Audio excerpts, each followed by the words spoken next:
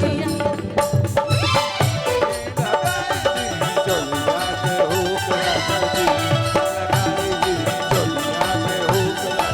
लगाई दी चोलिया पे हुक राजा जी।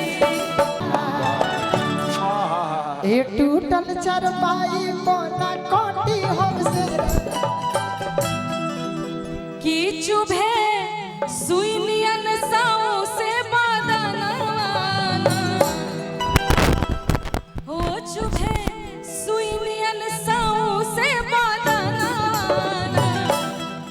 किसैया चुभुर चुभुर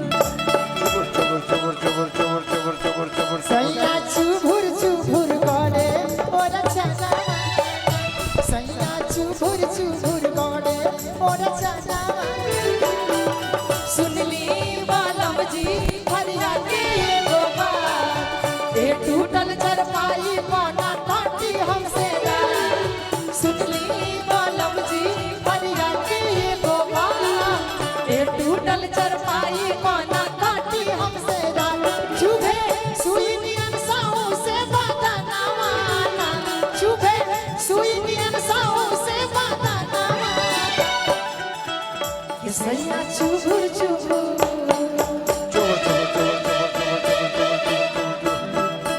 ये सैया चुभुर चुभुर गड़े और चला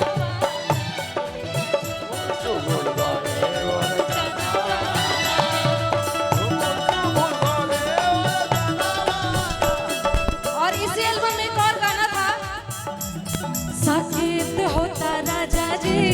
दोसर ले आदि साकेत होता राजा जी दोसर ले आदि सुनली बालम जी फरिया के गोबा ये टूटल चरपाई बना काटी हमसे सुनली बालम जी फरिया के गोबा ये टूटल चरपाई बना काटी हमसे चुभे सुई नियन साऊ से बदना माना चुभे सुई नियन साऊ से बदना माना सैया चुभुर चुभुर ये सैया चुभुर चुभुर गड़े और चला ए भैया भैया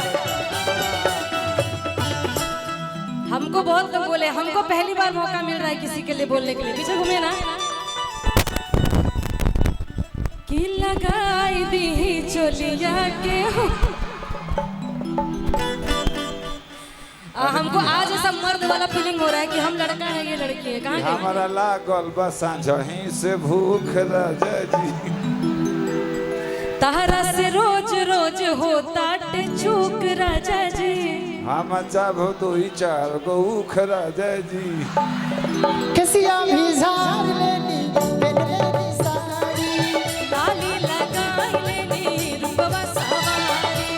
कसिया भी झाड़ लेनी साड़ी लाली लगाई लेनी रूपवा सवारी एगो होता ते पिछवा से चूक राजा जी एगो होता ते पिछवा से चूक राजा जी लगाई दी लगाई दी चुलिया के हो आइए ना आप डांस बड़ा अच्छा करती उधर से आइए ना है ना कब से गायकी चल रहा है ना हुक राजा जी के तन फीलिंग्स द ब्लाइंड हाँ थोड़ा बढ़िया से आइए इतना अच्छा नाचती हैं आप तो कि लगाई दी लगाई दी लगाई दी लगाई दी लगाई दी लगाई दी चोलिया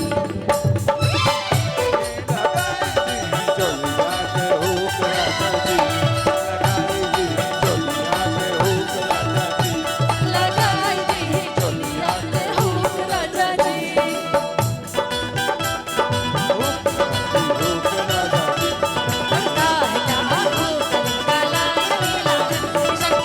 यहाँ सब रास लीला है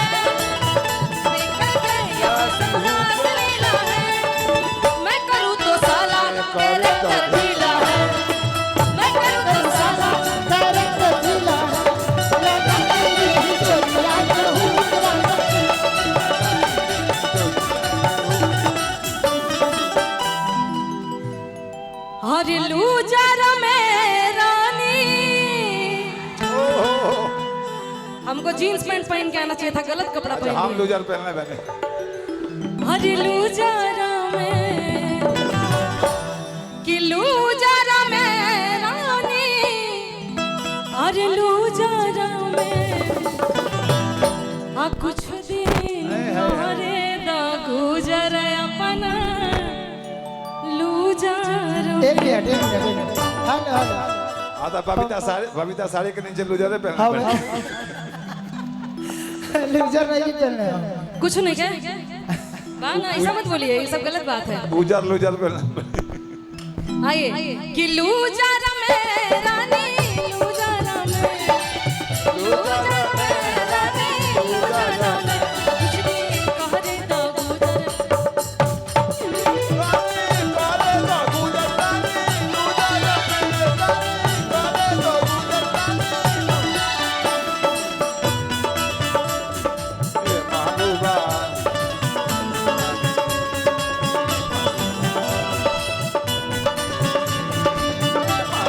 और हम सबके प्यारे गोलू राजा जी, आइए आप भी आएंगे तो अच्छा लगेगा।